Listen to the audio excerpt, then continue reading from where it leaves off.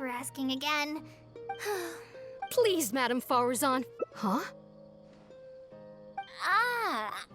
Why, that lad didn't make it very clear in his letter, now did he? Otherwise, I would have reported it as part of my research. Yeah, that's right!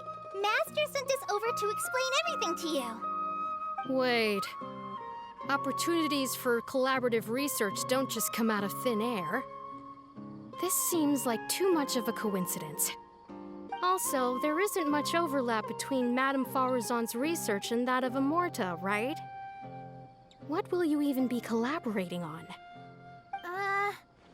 Master wants to research, A fully automated irrigation system.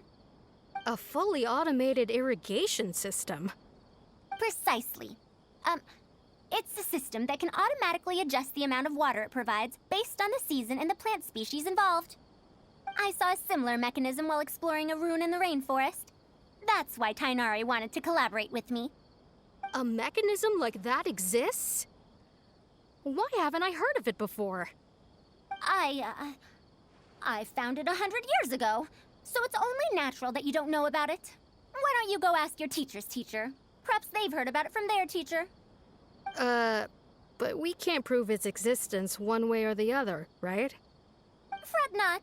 I'll have Tainari write an official proposal to the Academia later. That should do it, right? An official proposal. Fine. We haven't made any progress with either the collaborative project or the elective course anyway. I'll go inform my superiors now. Please do take care of the paperwork as soon as possible. Don't delay this any longer. Sure. I'll be sure to needle him until he gets it done. Phew. I think she bought it. Even though this is our first meeting, I must say, we make a good team. Wow! You made up that excuse on the spot, huh? Madame Farazan, did you really find an irrigation system 100 years ago? Who knows? It's been a... Huh? I'll let Tainari worry about whatever documents we might need to send to the Academia. If I'm right, the request he has in store for me won't be any simpler than the Academia nonsense.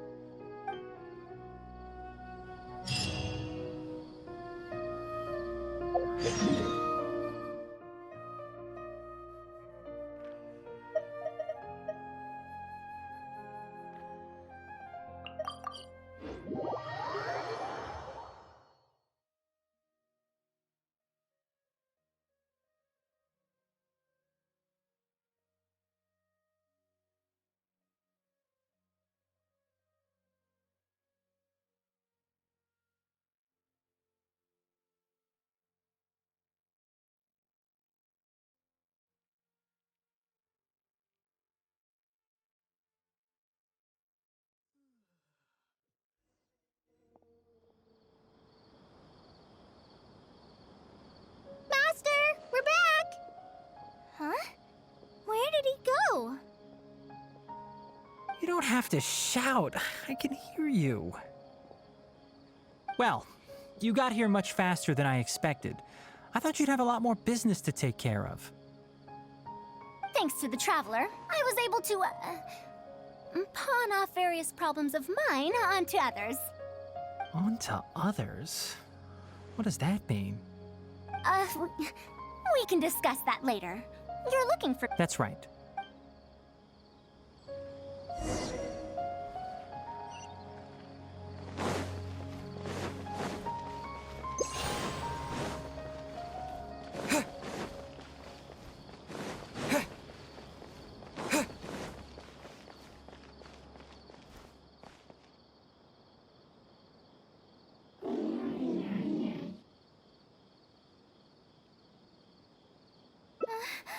A monster? Why is there a monster here? Don't be scared, Kale. This is the mechanical life form the Traveler and I saved a while back. Its name is Karkata. It's the final work of a late junior of mine. You mean Abatui? He must have been... It's uncommon that a spot... Is Karkata... sick? Karkata has been lying down like this since a few days ago. It could be an old malfunction acting up again. I've taken a few courses conducted by Spontamod before, so I've managed to perform some passable repairs on Karkata's energy supply module.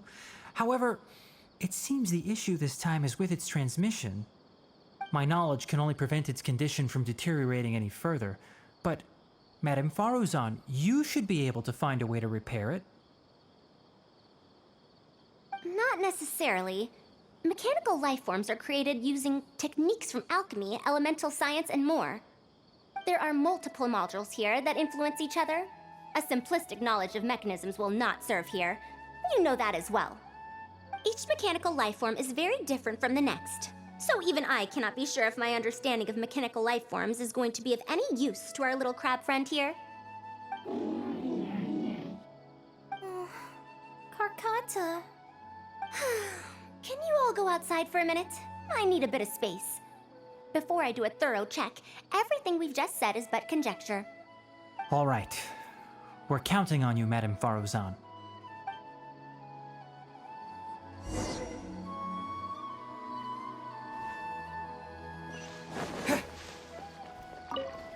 I didn't know mechanical life forms could get sick too. You have to get better soon, Karkata!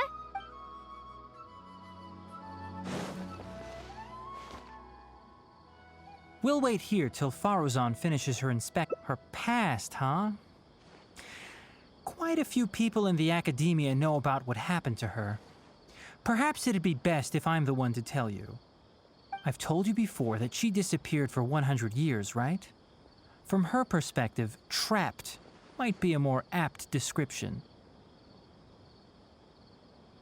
Her exact words were, That ruin was crawling with traps and coded inscriptions from wall to wall. I did all I could to I lost track of time and I ran out of pen and paper. In the end, I had to use stone shards to write on the walls and on the floor to decipher the code. Then, before I realized it, I ran out of space on the walls and floor. I had to calculate all the possibilities in my mind.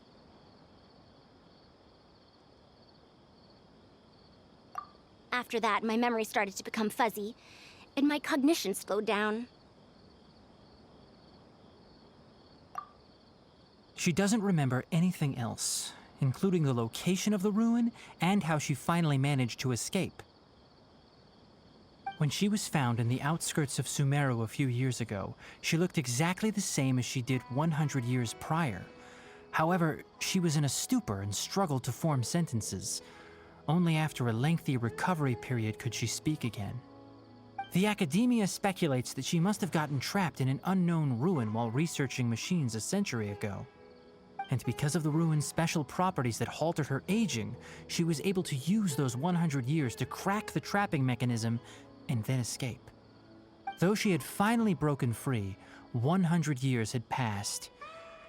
Everyone she knew, and everyone who knew her, was already gone. In the end, even the academia had to rely on century-old records in the Akasha to confirm her existence. Don't make that face. I'm not telling you this because I want to drum up sympathy. She wouldn't want others to pity her because of past events.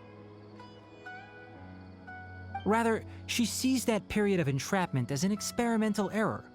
As a researcher, she must accept everything that results from her experiments, even if they don't fall within expectations. Even after going through so much, she's returned to Sumeru and still hasn't given up on her research. Due to changes over the years and drift in academic subjects, she holds some rather strong opinions about the current academia, and she has no shortage of detractors herself.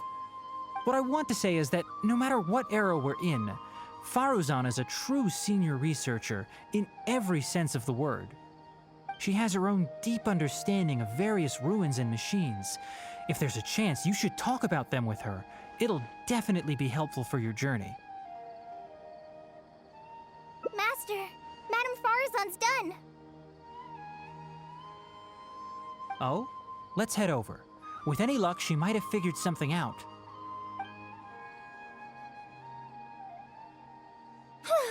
I I never thought that I'd encounter a restitution module once again after 100 years. Abatui really installed quite a few impressive things on this. If my guess is correct, this mechanical life form has displayed attempts at self-sustenance before, right? Such as collecting parts to repair itself, for instance? It used them for something else, but as far as its design goes, it does have a function like that. I knew it. If I'm not wrong, Karkata's issue lies with its restitution module. Abatui's modified this module extensively, but the core parts and design philosophy are very similar to the principles as I know them. They are all based on principles learned from the ruins. The creators of the Ruins machine once tried to create a perpetual mechanism that could replace life or even surpass it. The restitution module is the result of one of their countless attempts. It replicates the behavior of living things to achieve a self-repair function. However, the energy required in maintenance of the module became an issue. Energy consumption? Maintenance? For example, a living thing's heart can deliver nutrients and blood to various organs. However, the bigger the living thing, the more powerful the heart needs to be. Once the heart is damaged, it'll be hard for that living thing to heal itself, and even the function of other organs can be affected. Thus, the attempt wasn't widely adopted. Even 100 years ago, I'd only seen it once before. Oh dear, this is going to be a problem. Based on my current research, I'll need to swap out the damaged parts in the restitution module to repair Karkata. But like I just said, the module is rare, even by the standards of ancient machines. Not only that, but there is very little related research documentation available. Finding suitable parts would be like trying to find a single gear in the vast desert, to say nothing of the difficulty in making those parts from scratch. One can only wonder where Abatui found the original parts. I might have an idea. Abatui was, for a time, quite passionate about excavating the Great Red Sand. This was when he had just gotten expelled from the academia. You mean to say he found a restitution module in the desert? Well, that is indeed possible. But the desert's huge! How are we supposed to find the parts that Karkata needs? According to the academia, I do know. Should we ask them? the chances are slim. His name is Raid. Oh, you and Kalesh. Besides, Trouble.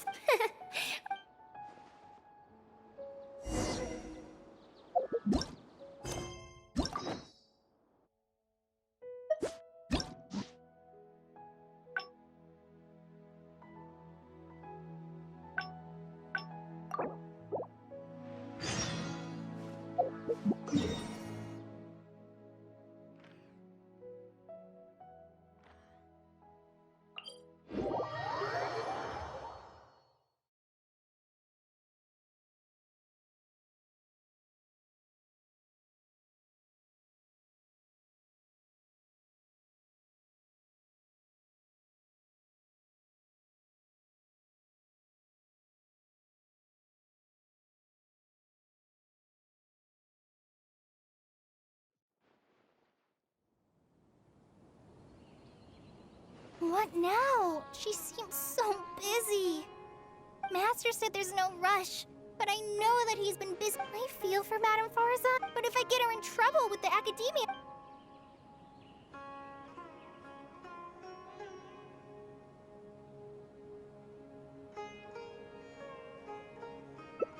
Yeah, that would be the best for them both. I'll check with Master later, but I'm sure he'll say, huh? Oh, so if I also stay and help... that... Okay then. I'm counting on you. Huh. I have to... We're back, Madame Farazan. The Traveler said that he can stay... Oh, why I couldn't ask for more. In fact, Is that so? Good. It does so happen that I do have something I need help with. Now, should I apply to teach a course with Haravatat, or join the collaborative project that Kosharawar is proposing?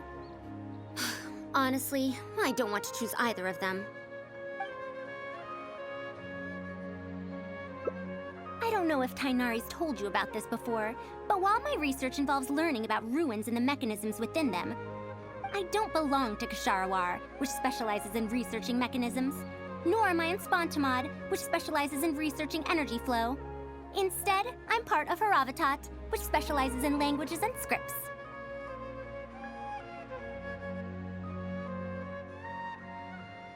She has been invited to Ksharawar multiple times to continue her research, but she's rejected them each time.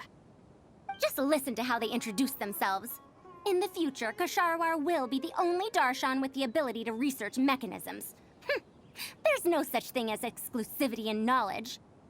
Besides, the current Ksharawar is more concerned about how mechanisms can be used in everyday life, while my research involves textual analysis of ruins. If they're trying to use the collaborative project as an excuse to have me reconsider again... No, that's not it. The request this time is from Akara Crafts. The representative of Ksharawar recommended you to them, Madame Farazan. In truth, she told me that it's because she respects you a lot. Oh, respect? Oh, my. Putting aside my ideological differences with Ksharawar, I suppose I must acknowledge this attitude of theirs. At the very least, they're bounds above those decrepit Haravatat fools. Yeah, Akara Crafts is a pretty nice shop. Since both of you feel as such, I shall first hear this proposal. In summary, Akara Crafts wants to design a series of early learning toys that will cultivate curiosity and learning in children. Early learning toys. Interesting. The academia agreed to work with them because they hope that these toys can help children become excellent researchers in the future. True. The current academia is in need of some new blood. If the children start learning now, perhaps I can find some talented students in a few years. Madame Farazan, you still haven't found any students? Anise, Kasharawar's representative, should be staying in the inn at Port Ormos. If you want more details, you can find her there. Port Ormos? Now there's a place I haven't been to in a long time. I wonder how much it's changed. I probably can't join you since Port Ormos is a little far from here. I should probably go back and report to Master, and then review today's homework. No worries. Go do your homework, Kale. Once I'm done with everything here, I'll head over to Pardistii. Thank you. Why, I'd even call this a rare chance for a curious researcher like myself to observe the legendary traveler up close.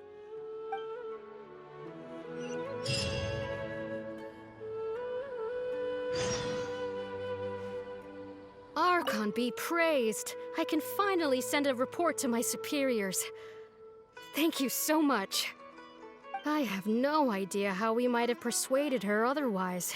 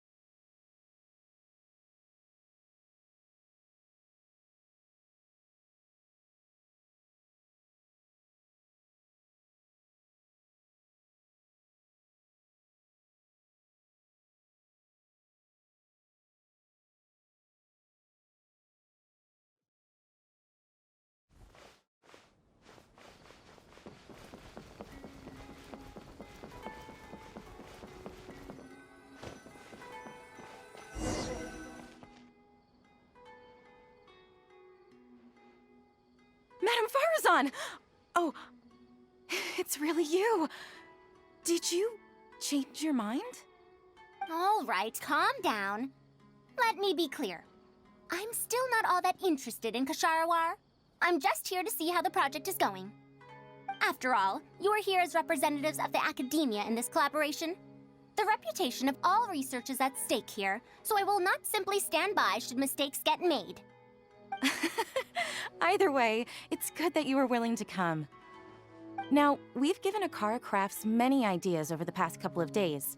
However, their owner thinks that our designs are too complicated, which will drive production costs too far up. That's expected. Students who have never had to deal with budgetary constraints probably don't understand how important it is to keep costs low. How enviable. Oh,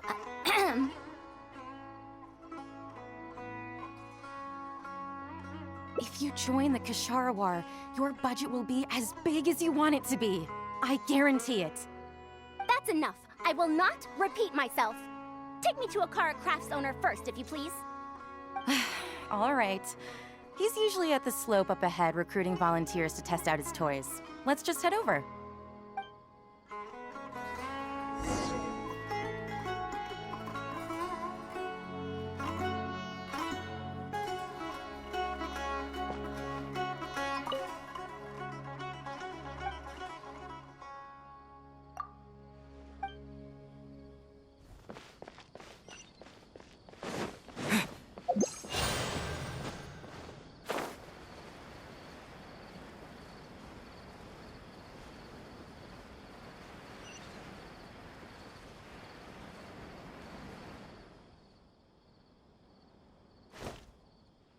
Mamdu, the one I recommended is here.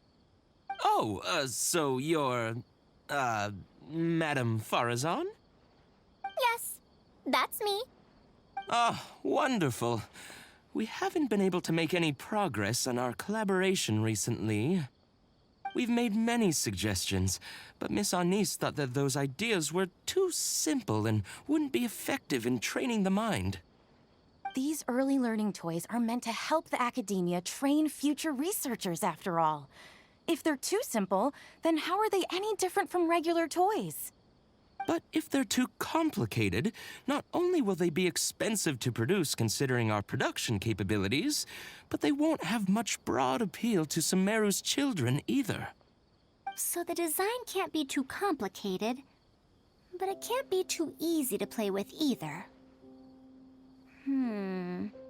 I remember that in your notes, many contraptions have managed to fulfill complex functions despite using simple parts. Maybe we can do something similar with these early learning toys. The contraptions in my notes? I didn't create those. I simply took the contraptions in the ruins apart and analyzed them. But now that you mention it, the ruins did have things like that. Do you have a pen, paper, and scissors? I'll make a paper prototype. You have an idea already? I suppose I should have expected as much of a respected academia senior researcher. We do have those, yes. Please, help yourself. Oh, you're done already?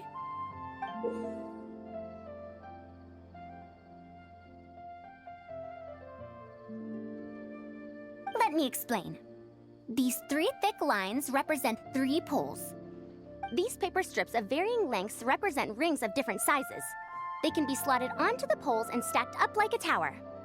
Well, that is easier to make than I expected. So, how is this game played? That's very simple as well. You just need to shift the tower from this pole to another pole. Isn't this a little too simple? Even by the standards of an early learning toy, I mean. Of course, when moving each ring, the paper strips in this case, you must follow one rule. You can only move one ring at a time, and you can't place a bigger ring on top of a smaller one. It's like building a tower. The rings in the 3 poles must be stacked from big to small. I named this toy Pagoda Stack. Pagoda stack. That sounds way too simple. Even I feel like it's missing something. Give it a try and you'll find out if it's simple or not. I heard from Anis that you find volunteers to try out the toys, right? Why don't we do the same for this game? It's such a simple toy. There's no need to... Mamdu, let's just do as she says. Okay, then. And that's how you play this game. You can all give it a try. Let's see who's able to move the tower to another pole in the smallest number of steps. You called everyone here for such a simple toy? It doesn't look like it'll take that many steps. Come on, we all promised to help Mr. Mamdu test out the new toys. He said he'd give us new Genius Invocation TCG cards. Ugh, fine. Let's get this over and done with so we can head back and play cards.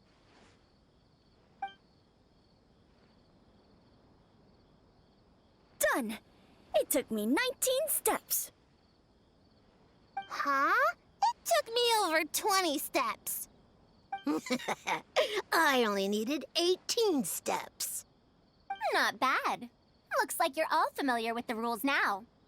Then let's increase the difficulty. The next tower will be 5 layers tall. Now then, give it a shot.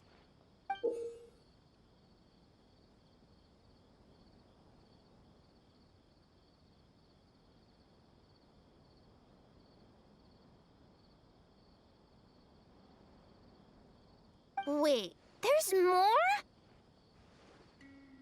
Well, since we're already here, why don't we just give it a try? An extra layer shouldn't make it that much harder, right?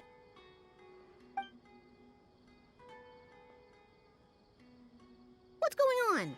I've already moved over 30 steps, but I'm still not done yet. I'm almost done.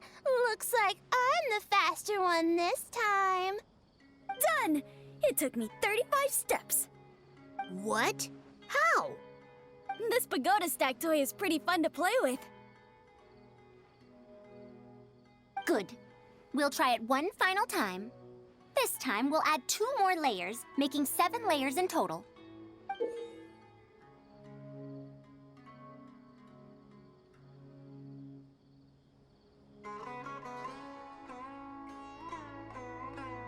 Mamdu, we've still got quite a few paper strips here. Why don't you give this a go as well? Do you need that many steps for something this simple? Let me try. Madame Faruzan, allow me to try it as well. You were looking at it quite seriously just now. Are you starting to understand the principles involved? I think so.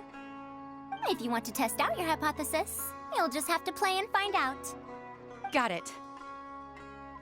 Ah, we don't have enough paper strips left for you, Traveler. However, by the looks of things, you seem to have the game figured out. Why don't you guess what the lowest number of steps needed to solve a 7-layer pagoda stack is?